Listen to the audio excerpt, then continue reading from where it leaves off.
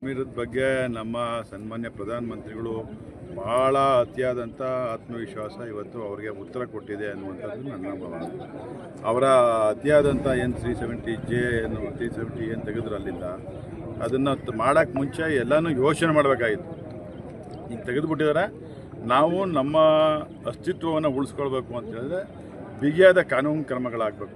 ಇದರಲ್ಲಿ ಯಾವುದೇ ರೀತಿಯ ಇದಕ್ಕೂ ಒತ್ತಡಕ್ಕೂ ಬಲಿಯಾಗದೇ ಇದ್ದರೆ ಕೆಲಸ ಮಾಡಬೇಕು ಅನ್ನೋಂಥದ್ದು ಸನ್ಮಾನ್ಯ ಪ್ರಧಾನಮಂತ್ರಿಗಳಲ್ಲಿ ನಾನು ವಿನಂತಿ ಮಾಡ್ತೇನೆ. It's a failure of the central government.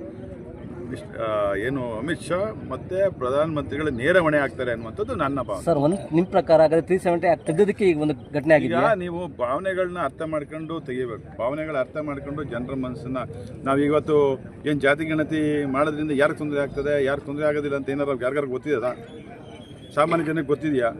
ಸಾಮಾನ್ಯ ಜನರಿಗೆ ಅದ್ರ ಮಾಹಿತಿ ಇದೆಯಾ? ಒಂದೇ ನಮ್ಮಂಥ ರಾಜಕಾರಣಿಗಳು ಅವ್ರನ್ನ ತೀರಿಸ್ತೀವಿ. ಮಾಧ್ಯಮದಲ್ಲಿ ಏನು ಬರ್ತದೆ ಚರ್ಚೆಗಳೇ ಒಂದು ಅಂತಿಮವಾದಂಥ ನಿರ್ಧಾರಗಳು ತಗೊಬಿಡ್ತಾರೆ.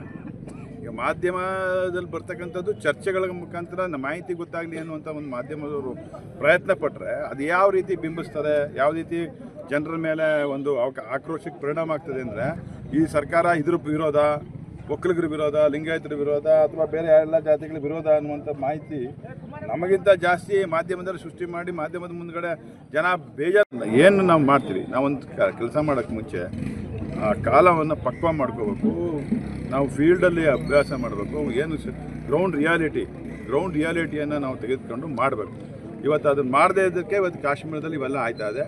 ಇದೆಲ್ಲ ನೇರ ಹೊಣೆ ಪ್ರಧಾನಮಂತ್ರಿಗಳು, ಗೃಹ ಮಂತ್ರಿಗಳು ಅಂತ ಹೇಳಲಿಕ್ಕೆ.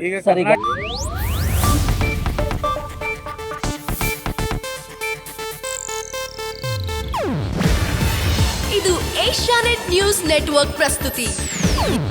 ನೀವು ನೋಡ್ತಿದ್ದೀರಾ ಏಷ್ಯಾನೆಟ್ ಸುವರ್ಣ ನ್ಯೂಸ್.